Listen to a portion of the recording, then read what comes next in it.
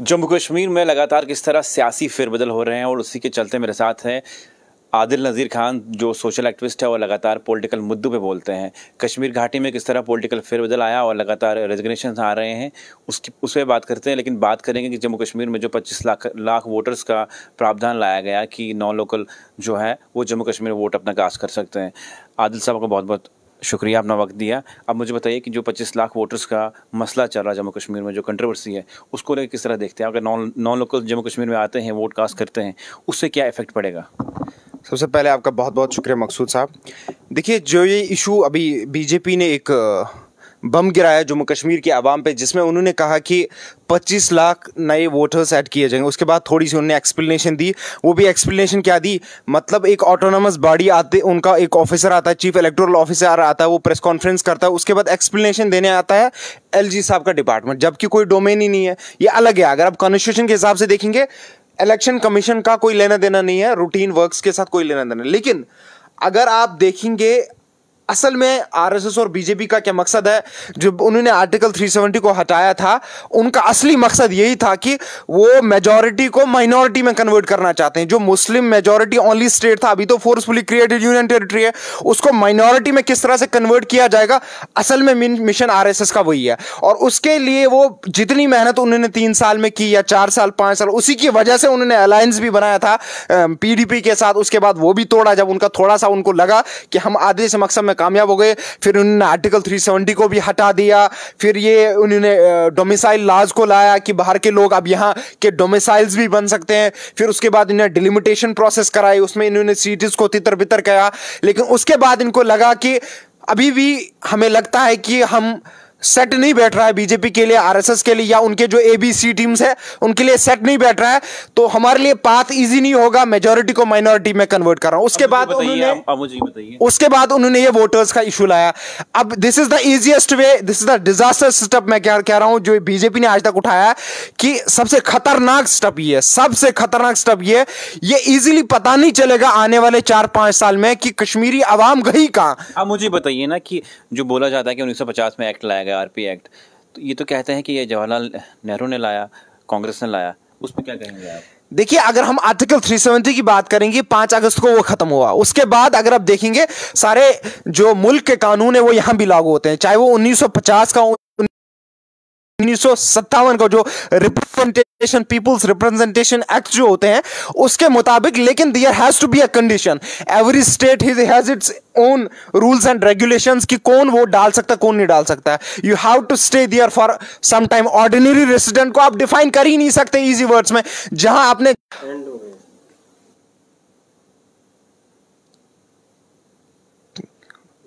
Clearly उन्होंने expose किया था इन लोगों को कि ये जो आप लोगों से बोल रहे हैं कि हम कश्मीर में वो करेंगे, चाहे वो बुखारी साहब की पार्टी हो, चाहे वो सज्जाद साहब की पार्टी हो, चाहे वो पीपुल्स अलायंस फॉर गुफ्तार डिक्लेरेशन हो, चाहे वो कोई भी हो, ये लोग आपसे झूठ बोल रहे हैं। उसने सीधे ही कहा कि हम ये ऐसा करने जा रहे हैं 25 लाख लोगों को बाहर से। ये 25 लाख लोगों की बात नहीं है, मैंने कैलकुलेशन एक बताई थी इनको कि अगर 25 लाख वोट्स को 25 के बजाय अगर 20 लाख वोट्स को भी, 20 के बजाय अगर 10 लाख वोट्स को भी इंडक्ट किया जाता है जम्मू कश्मीर के इलेक्टोरल रोल्स में, और खासकर कश्मीर के वादी के इसमें, तो हर सीट में कम से कम 25,000 वोट। कितना? हर असेंबली 47 सीटों के 47 सीटों में हर असेंबली सीट में 20 से 25,000 वोट ऐड होगा। दैट मींस एक सीट बीजेपी की और आरएसएस के खाते में जाएगी। ये लोग जो इनके चमचे बने हैं ना, जो इनकी एक्सप्लेनेशन देते हैं, जो रात को बोलते हैं कि हम नाराज हैं, इसे सुबह कहते हैं जब मोदी जी का दिल्ली से फोन आता है, हम शुक्रगुजार हैं प्रधानमंत्री के, हम शुक्रगुजार हैं अमित शाह के, उन्होंने हमें अच्छी तरीके से लूट लिया। आप खुल के क्यों नहीं बोलते? कश्मीर घाटी में जो पॉलिटिकल पार्टीज बनी 5 अगस्त के बाद, उनके जो सरबराह हैं वो हमेशा कश्मीर के बने हुए, तो आपका क्या कहना है कि जो कश्मीर के जो नेता बने पॉलिटिकल पार्टी के सरबराह, क्या उनने हाथ मिलाया नई दिल्ली के साथ? कश्मीरी नेता जो है, चाहे वो 5 अगस्त पहले वाले नेता हो या उसके बाद नेता हो, नेता तो ये सब 5 अगस्त पहले वाली हैं। उसके बाद उन्हें पार्टियां बदली, यानी कि वही ना, शराब इस्लाम में हराम है, लेकिन इन्होंने क्या किया, शराब तो वही थी, लेकिन इन्होंने शराब को उस ओरिजिनल बोतल से निकाल के दूसरी नई बोतल में डालो, वो भाई वो शराब ही रहेगी। ये ऐसे सांप है, ये ऐसे जहरीले सांप है, इन्होंने जम्मू कश्मीर की आवाम को इतनी बार डसा है कि कयामत तक, मैं कह रहा हूं ना, जब तक हमारी नस्लें, कोई नस्ल इसको नहीं भूलेगी। इतने जहर हमारे अंदर भरा है, इतना इन्होंने हमें सताया, इतना जुल्म इन्होंने हम पे करवाया,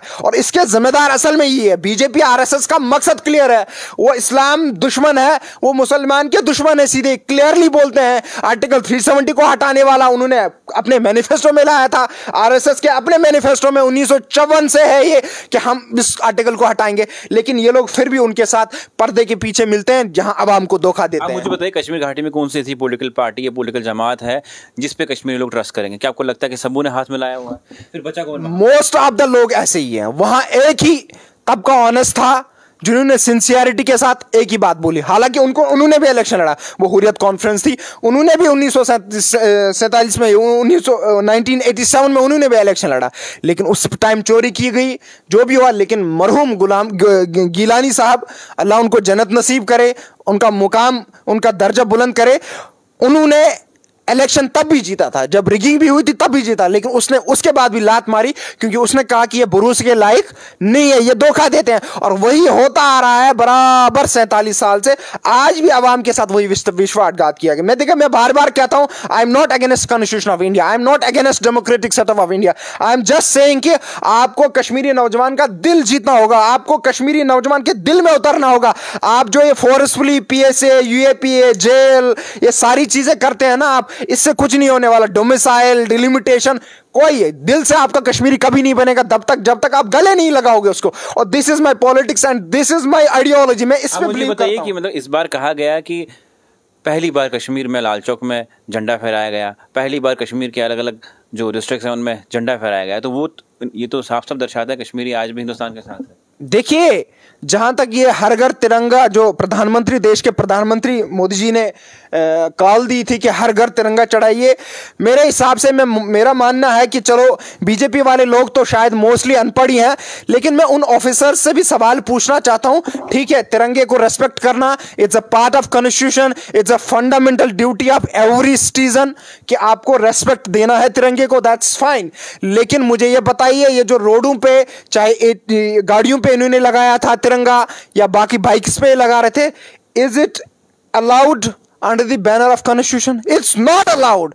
Only few persons can raise their flag, raise the national flag on their vehicles.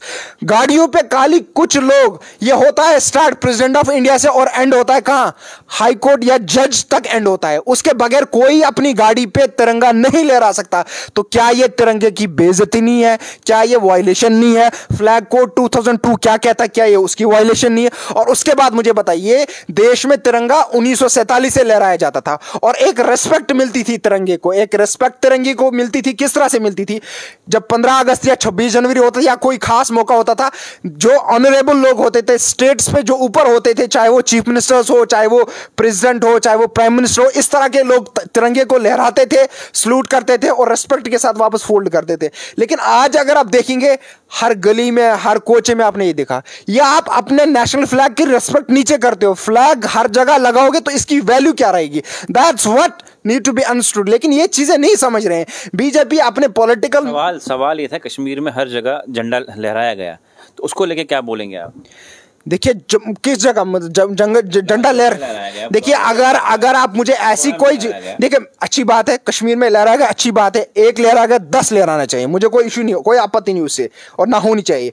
But the thing is कि मुझे आप एक ऐसी चीज दिखाइए, ऐसी जगह दिखाइए जहां गवर्नमेंट ऑफ जम्मू कश्मीर का इन्वॉल्वमेंट नहीं था, या तो सेना के लोग थे इन्वॉल्व, या तो पुलिस इन्वॉल्व थी, मतलब हर जगह एडमिनिस्ट्रेशन के अंदर ही हुआ, बिकॉज ऑफ सिक्योरिटी रीजन हुआ, किस रीजन हुआ आई डोंट नो दैट, वो उनको पता है। लेकिन हर जगह लोग जब दिल से उठाएंगे, मैं तो वही कह रहा हूं ना, मैं इनको कह रहा हूं आवाम की दिल जीती है, नौजवानों का दिल जीती है, वो खुद उठाएंगे, फिर आपको सिक्योरिटी देने की जरूरत ही नहीं है, फिर आपको इतना पहरा लगाने की जरूरत नहीं है। मुझे भी पता है, मैं भी उस दिन लाल चौक पे था, लेकिन इतना पहरा था, तो उस पहरे के अंदर आप कुछ भी करा सकते हो, वो चीजें नहीं चलने वाली। मैं कह रहा हूं दिल से जीती है, दिल जम्मू कश्मीर के नौजवान का दिल जीती है, आवाम का दिल जीती है, फिर सारी चीजें पॉसिबल है। लेकिन आप दिल को दूर कर रहे हैं यहाँ से forcefully by using PSA, by using UAPA and many other things. आप धमका रहे हैं, वो सारी चीज़ों से कुछ हासिल नहीं होने वाला है। ये टेम्परेरी चीज़ें हैं। जिस तरह के आप स्टेप्स इस वक्त ले रहे हैं, सारे अगेंस्ट जा रहे हैं JNK के, जम्मू कश्मीर के नौजवान में और नफरत बढ़ रहे हैं।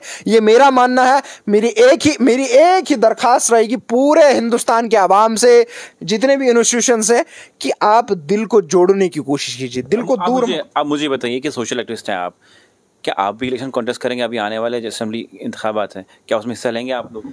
देखिए, जहां तक इलेक्शन की बात है, अगर आने वाले इलेक्शन की बात हम करें, अगर ऐसे ही हालात रहे तो मेरे हिसाब से उससे खुदकुशी करना बेहतर है कि अगर उस इलेक्शन में इस तरह से पार्टिसिपेट किया जाए। लेकिन कोई रास्ता निकालना होगा जम्मू कश्मीर के अवाम को। कुछ हमारे जो बुजुर्ग शख्सियात हैं, चाहे वो किसी के साथ भी एफिलिएट हो, उनको रास्ता निकालना होगा।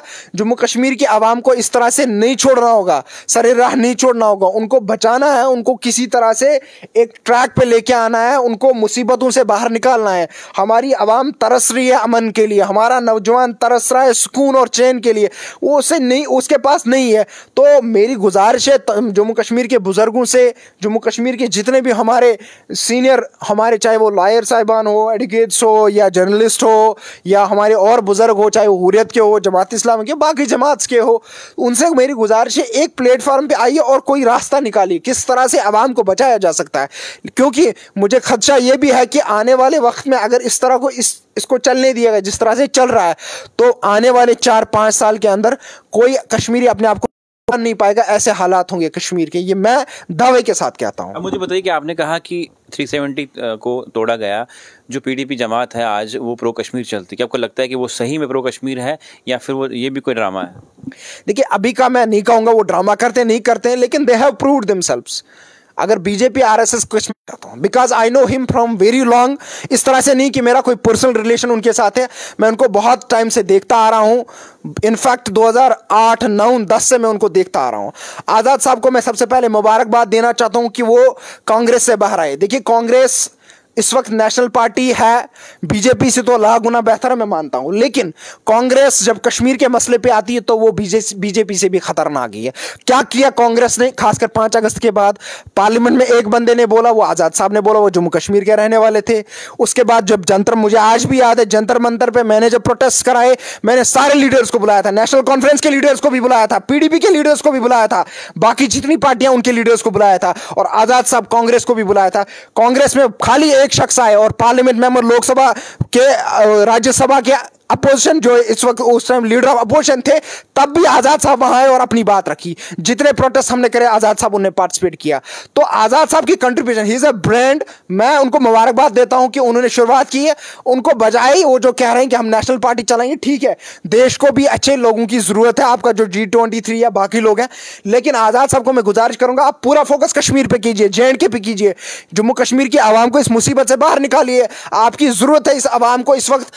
मैं जानता हूं आज़ाद साहब ने जब 2014 में BJP और PDP का अलायंस हुआ, मुझे आज भी याद आती है कि कितना बड़ा विजन था आज़ाद साहब का। 2014 में पार्लियामेंट में आज़ाद साहब ने ये बात कही थी कि ये अलायंस ऐसा है जैसे हमने कफन पे काला धागा लगा दिया। और मुझे आज भी याद है कि हमारे मुजफ्फर हुसैन बैग साहब उस टाइम PDP के मेंबर थे, पार्लियामेंट के मेंबर ऑफ पार्लियामेंट थे, उन्होंने उठ के इतना जबरदस्त, मतलब गालियां तक उन्होंने निकाली थी, ये उनका जवाब था। लेकिन जब आज़ाद साहब ने तब भी कहा था कि ये पूरे जम्मू कश्मीर को बर्बाद करेगा, मैं आवाम से गुजारिश करता हूं उस इंटरव्यू को निकाले। 2014 की मैं बात कर रहा हूं, जब अलायंस बना था, जब PDP ने, महबूब जी ने फिर दोबारा अलायंस बनाया था, तब भी आज़ाद साहब ने लोकसभा में, राज्यसभा में कहा था कि ये अलायंस ऐसा है जम्मू कश्मीर को बर्बाद कर देगा, और वही हुआ। इस तरह का विजन आज़ाद साहब का है। बताइए, आज़ाद साहब जो जम्मू कश्मीर पॉलिटिकल पार्टी शुरू करेंगे, बहुत सारे पॉलिटिकल नेता हैं जिन्होंने कहा कि ये BJP की A टीम है। अब देखिए क्या बकवास कर रहे हैं। अगर कोई सबसे ज्यादा जम्मू कश्मीर का बंदा वोकल रहा है, चाहे वो आर्टिकल 370 का मामला हो और बाकी मामला हो, वो सबसे ज्यादा आज़ाद साहब रहे हैं। पार्लियामेंट में भी उन्होंने बोला, प्रोटेस्ट में, जंतर मंतर में, इनमें से कौन आया? मेरे सामने बात करें ना, कौन है इनमें से जंतर मंतर? आज़ाद साहब को एक रिस्ट्रिक्शन थी, वो थी कांग्रेस, क्योंकि नेशनल पार्टी है, उनको नेशनल में, पूरे देश में उनको प्रॉब्लम होती थी। आज़ाद साहब अपना मुंह तभी थोड़ा सा बंद रखते थे, वरना आज़ाद साहब ने हर मुमकिन कोशिश की, हर मुमकिन कोशिश की उन्होंने। आज़ाद साहब लाख गुना बेहतर है अल्ताफ बुखारी साहब से, सजाद गनी लून साहब से, फारूक अब्दुल्ला साहब से, महबूबा जी से लाख गुना बेहतर मैं कहता हूं। मैं उनको कहता हूं आज़ाद साहब को कि रिक्वेस्ट करता हूं जम्मू कश्मीर के आवाम को धोखा नहीं देता। आपने शुरुआत की है, आप कीजिए, अच्छा है। जम्मू कश्मीर की आवाम आपको साथ देगी, मुझे आज भी पता है। जब मैं लोगों से मिलने जाता हूं इन पे उनको थोड़ा सा भरोसा है, लेकिन अपने जो वहां के रहने वाले हैं, चाहे वो फारूक साहब हो, महबूबा जी हो, चाहे वो बुखारी साहब हो, चाहे वो सजाद साहब हो, उन पे जरा सा भी भरोसा नहीं है। मैं आज़ाद साहब को रिक्वेस्ट करना चाहूँ, इस आवाम को धोखा नहीं देना, इस आवाम को साथ लेके चलना, और आपकी जिम्मेदारी बनती है। आपने 40 साल दिए कांग्रेस को, अब इस आवाम को 10 साल दो, 5 साल दो, जितनी भी अल्लाह ने आपको उम्र दी होगी, अल्लाह आपकी उम्र दराज आपको फराए। आप इस आवाम को दो, जम्मू कश्मीर की आवाम को इस मुसीबत से बाहर निकालो, कोई रास्ता इनके लिए लेके आओ। क्या आपको लगता है जम्मू कश्मीर में अब कांग्रेस बची?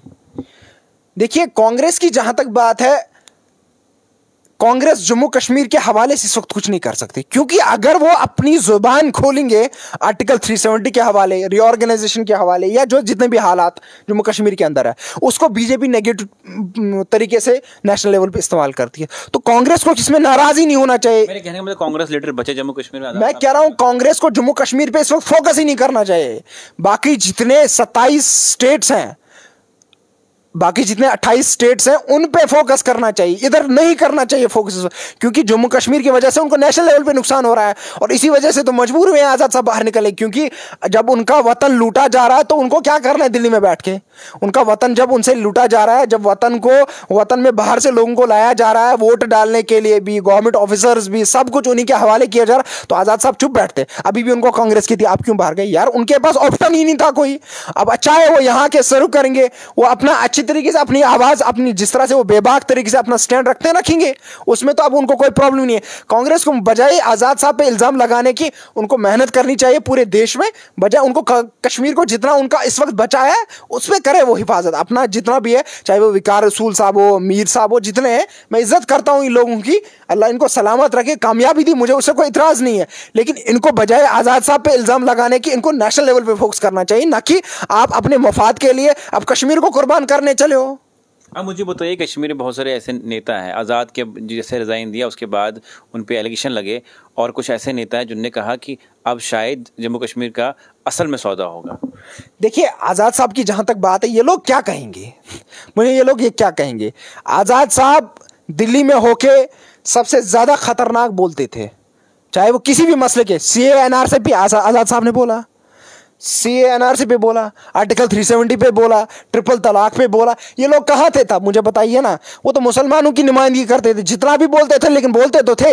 मैंने कहा ना, इनसे 1000 गुना बेहतर आज़ाद साहब है। अब ये एलिगेशन लगाने पे तो लगाएंगे, क्योंकि इनकी ज़मीन हिल गई है, इनको पूरा लग रहा है कि अब सुबड़ा साफ हो गया, ये कौन सी मुसीबत हो गई। अब ये क्या कर रहे हैं कि हम जैसे मोदी जी के भाई हैं, जिस तरह से हमें वीकनेस होती थी उसके कहने से, हम आप आज़ाद साहब भी वही तोहमत लगाएंगे, इससे कोई फर्क नहीं पड़ना। मुझे ये बताइए, वो कौन बेवकूफ़ होगा? अगर बीजेपी के वो बंदे होते तो बीजेपी उनको नेशनल पार्टी लॉन्च करने देती, क्योंकि आज़ाद साहब ने पहले ही क्लियर किया ना कि हम हर जगह इलेक्शन नहीं लड़ेंगे, वो लड़ेंगे इलेक्शन वहीं जहां उनको लगेगा, नेशनल पार्टी बनाएंगे। उनका आज का इंटरव्यू सुनना चाहिए जो इन्होंने NDTV पे दिया, उसमें भी उन्होंने क्लियर की चीज़ें कि हम हर स्टेट में नहीं लड़ेंगे इलेक्शन, जहां जहां हमें लगेगा वहां लड़ेंगे। हम उस तरह से वोट कटाव का जो रोल है वो प्ले नहीं, सबसे पहले हमारा फोकस है जम्मू कश्मीर पे। मुझे मानना है, मेरा मानना है कि आज़ाद साहब को आगे बढ़ना चाहिए विदाउट एनी हेजिटेशन, और लोगों को जुड़ना चाहिए और एक मिशन को आगे खड़ा करना चाहिए। इनका सुबड़ा साफ करना चाहिए, जो जम्मू कश्मीर का सौदा बार बार करते आ रहे थे,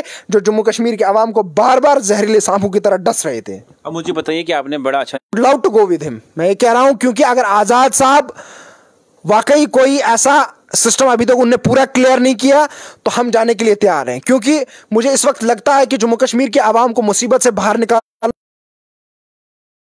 जम्मू कश्मीर के